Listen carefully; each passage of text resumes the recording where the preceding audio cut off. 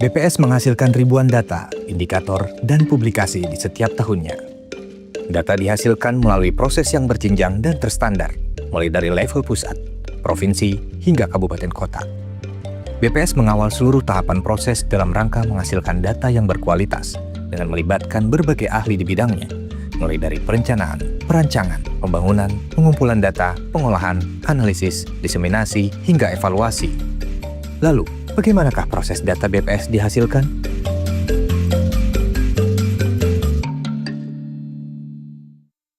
Proses data dihasilkan di BPS melalui serangkaian survei maupun sensus. Khususnya survei adalah berbasis standar yang sering kita gunakan bernama GSBPM atau General Statistical Business Process Model. Nah, ini adalah standar yang direkomendasikan oleh internasional, terutama United Nations, di mana ada serangkaian tahapan yang harus kita lalui dalam proses tersebut. Dan ini sudah dilakukan sejak lama, dimulai dari specify need, design, build, collect, process, analyze, dan disseminate. Nah, semua tahap itu kita lakukan dimulai dari specify need, kita mengumpulkan kebutuhan-kebutuhan indikator yang harus dihasilkan, misalnya indikator RBJMN atau Nawacita dan lain-lain. Nah, dari stakeholder itu kebutuhan apa, indikator yang harus dihasilkan, kita identifikasi variabel apa yang harus dikumpulkan. Nah, dari situ kita akan membangun kuesioner, ya, kuesioner yang akan digunakan di dalam pengumpulan data tersebut, dan juga instrumen lain adalah pedoman. Nah, selain itu, ketika kita membutuhkan sampai mana estimasi yang harus disampaikan, misalnya sampai kabupaten, nah itu kita berkoordinasi dengan Direktorat PMSS metodologi. Nah, itu nanti PMSS akan menentukan berapa sampel yang harus dibutuhkan sehingga estimasi bisa level yang dibutuhkan, misal kabupaten atau provinsi atau hanya sampai level nasional.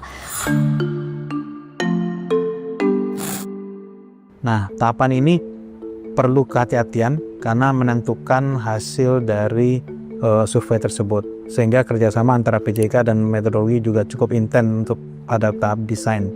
Secara umum, output dari PMSS itu sendiri menghasilkan desain metodologi seperti apa, peta yang digunakan seperti apa untuk membantu proses lapangan, kemudian desain kerangka sampel yang digunakan, kemudian membantu skrip untuk penarikan sampel, kemudian desain untuk penimbang atau weightingnya seperti apa, dan jika diperlukan kita juga membantu mengawal penghitungan sampling error yang biasanya dilakukan oleh PJK. Jadi biasanya kalau kami supporting kami ya untuk kegiatan proses bisnis di PJK gitu ya, itu biasanya kami menerima permintaan gitu ya, permintaan terkait pembuatan aplikasi atau sistem, mulai dari pemutahiran, ada aplikasi pemutahiran, kemudian juga untuk melakukan tarik sampel gitu, kemudian ada aplikasi untuk entry data ya, selain itu juga ada untuk aplikasi web monitoring ataupun dashboard, dan biasanya kami menyertakan juga buku pedoman untuk outputnya, panduan untuk melakukan entry data dan pemutahiran. Biasanya tertuang semua di buku pedoman itu.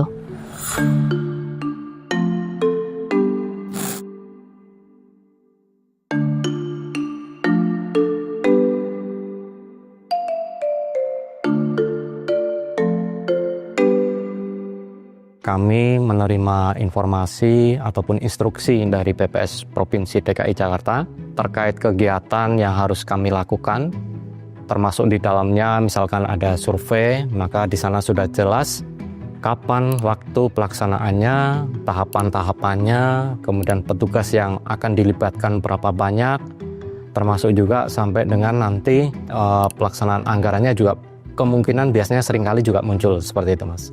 Jika misalkan di situ ada rekrutmen petugas, maka kami juga akan menyiapkan petugas-petugas yang ada dalam database kami, dalam sobat kami, yang sesuai dengan kualifikasi yang diharapkan di dalam kegiatan survei tadi. Sesuai standar BPS, setiap akan melakukan kegiatan survei ataupun sensus, yang dilakukan pertama adalah menyamakan pemahaman petugas terkait dengan konsep, definisi, kemudian SOP, kemudian tahapan-tahapan apa yang harus mereka lakukan melalui pelatihan-pelatihan. Selain dibikinkan buku pedoman, kita juga melatih petugas. Pelatihan petugas ini juga berjenjang dari kita melakukan training of trainer, ya, dari workshop Intama biasa kita sebut, kemudian pelatihan INAS, instruktur nasional, dan ada pelatihan petugas.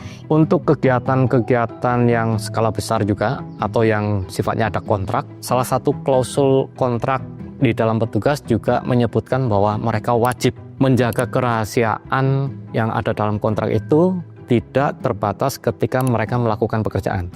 Tetapi di dalam kontrak itu tidak, artinya sampai dengan kapanpun mereka jangan memberikan informasi data.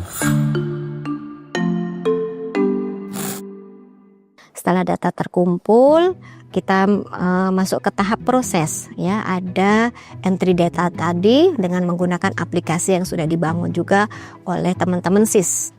Jadi setelah data masuk, data diperoleh oleh petugas, diawasi oleh pengawas, kemudian setelah dilakukan proses editing, coding, dan sebagainya, nanti masuk ke dalam proses pengolahan. Dan petugas pengolahan itu juga tidak asal input itu, tetapi mereka juga diberikan briefing bagaimana perlakuan ketika melakukan entry data ke dalam PC atau komputer. Jadi data yang di kabupaten sudah di entry, itu sama admin harusnya dilakukan pengecekan terlebih dahulu, Mas. Dari tadi kelengkapannya sudah semua belum sih masuk gitu kan. Kalau sudah, mereka biasanya cleaning lagi. Ada namanya revalidasi untuk memastikan bahwa ini menggunakan versi aplikasi yang terakhir dan rule-nya sudah masuk semua gitu kan. Nah, dari kabupaten setelah dipastikan sudah oke semua, itu biasanya beberapa survei ada approval dari levelnya admin kabupaten untuk memastikan bahwa data sudah final di kabupaten. Kemudian dikirim ke ke provinsi. Di provinsi pun harusnya melakukan revalidasi tahapannya. Revalidasi untuk memastikan bahwa versi yang dipakai sudah terakhir dan sudah tidak ada rule yang terlewat. Dan pengecekan terhadap kualitas data gitu. Nah, setelah dipastikan sudah oke, baru approval provinsi kemudian dikirimkan ke pusat. Di pusat pun ada tahapan proses revalidasi kembali gitu. Jadi untuk memastikan tadi termasuk kualitas data, memastikan sudah sesuai dengan rule-nya, dan terakhir dan kualitas datanya gitu. Setelah dari pusat, kami akan mengirimkan ke PJK data tersebut, data final pengolahan. Sudah masuk ke SIS, dikirimkan kepada direktorat kami untuk dilakukan lagi validasi lagi, revalidasi lagi, supaya memang data yang kita gunakan itu benar-benar clean gitu ya, sudah benar-benar sesuai dengan yang kita harapkan.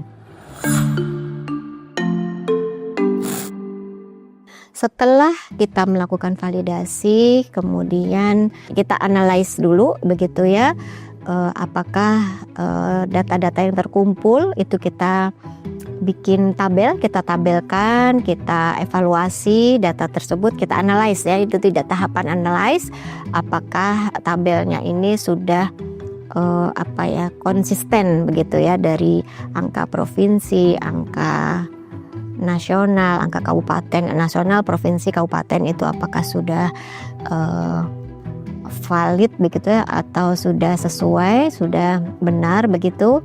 Setelah oke, clean semua, kita kirimkan ke direktorat SIS lagi, data baru dikirim ke diseminasi.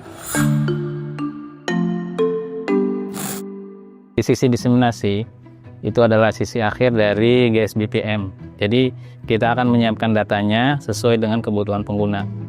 Jadi dari SIS atau Sistem Informasi Statistik, kita akan mencoba melengkapi atau bahkan memeriksa kelengkapan dokumen-dokumen yang diberikan oleh SIS. Contohnya kuesioner, layout, dan lain-lain.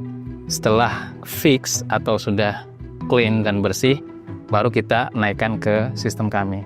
Setelah data itu bisa didiseminasikan, kita juga melakukan atau membuat publikasi, tabel-tabel yang memang kita butuhkan dan juga dibutuhkan oleh stakeholder tersebut. Nah, publikasi kita rilis di web ya, di web itu sudah ada jadwalnya, sudah kita jadwalkan, rilis, didiseminasi begitu. Iya, di data BPS sendiri sebenarnya kita sudah membagi-bagi ya. Ada data BPS itu yang bersifat publik, artinya semua user bisa mengaksesnya. Contohnya semua yang ada di website BPS itu tentu saja bisa diakses, baik menggunakan download ya, download seperti biasa atau menggunakan web API. Itu bisa. Yang kedua mungkin ada yang tipenya itu yang khusus untuk penelitian sebenarnya ya, scientific ya, sifatnya scientific. Ini kita aksesnya melalui Silastik atau sistem informasi lain statistik, di mana pengguna harus menandatangani dulu surat perjanjiannya sebelum mengunduh datanya. Dan di sini ada kena skema PNBP, tapi kita juga membuka skema yang lain selain PNBP, yaitu Rp0, di mana Rp0 ini bisa diakses oleh beberapa segmentasi saja, contohnya instansi, contohnya ya lembaga pendidikan atau lembaga internasional dan lain-lain, itu sudah ada di perbannya. Jadi kita dalam hal ini sudah membuka akses ke seluruh segmentasi, bahkan juga kita membuka akses ke KL-KL, di mana KL-KL yang memiliki MOU atau PKS, mereka juga bisa dalam hal ini meminta atau melakukan pertukaran data dengan BPS. Kalau misalkan datang langsung, kami akan layani melalui PST di seluruh Indonesia ya, bukan hanya di pusat tapi di daerah juga. Kemudian selain itu kita melakukan online, akses online terbuka 24 jam melalui website BPS, melalui pelayanan statistik terpadu, websitenya ada juga. Satu lagi kita memiliki Allstat ya. Allstat ini aplikasi berbasis Android dan juga berbasis Apple iOS, jadi bisa diunduh oleh pengguna. Jadi itu juga bisa membuka wawasan pengguna juga, karena situs datanya sama persis sebenarnya di website BPS. Di kami penjaminan kualitas itu ada namanya Quality Gates gitu. Salah satu tools yang kita gunakan adalah Quality Gates.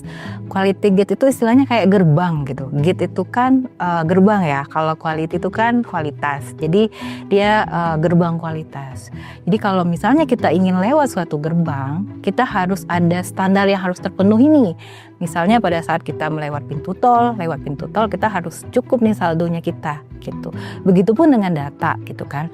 Kalau misalnya di tahap specify need ingin masuk ke tahap desain, itu harus ada ukuran-ukuran kualitas yang terpenuhi gitu. Itu namanya istilahnya quality gate. Jadi ada ukuran kualitas di situ. Kalau di BPS itu kita ini melakukan penjaminan kualitas dari setiap lini, dari setiap tahapan gitu kan. Dari mulai specify need, dari tahapan desain, build, collect, process, analyze, disseminate sampai evaluate gitu. Jadi ada proses evaluasinya untuk perbaikan kegiatan statistiknya ke depannya. Jadi semuanya kita kawal proses penjaminan kualitasnya. Dan termasuk juga dari orang-orangnya gitu, dari lini-lininya, karena kita juga kan sudah melatih gitu, menginternalisasikan penjaminan kualitas ini ke seluruh unit kerja yang ada di BPS, baik BPS pusat maupun di BPS provinsi dan kabupaten kota gitu. Jadi semua pegawai di BPS itu komitmen untuk menjaga kualitas data yang ada di BPS seperti itu. Badan Pusat Statistik sebagai penyedia data statistik di Indonesia berkomitmen untuk selalu menghadirkan data berkualitas bagi publik sesuai proses bisnis yang mengikuti standar internasional. Berbagai penyempurnaan akan terus dilakukan dalam tiap tahapan proses, karena Badan Pusat Statistik hadir untuk mencatat Indonesia.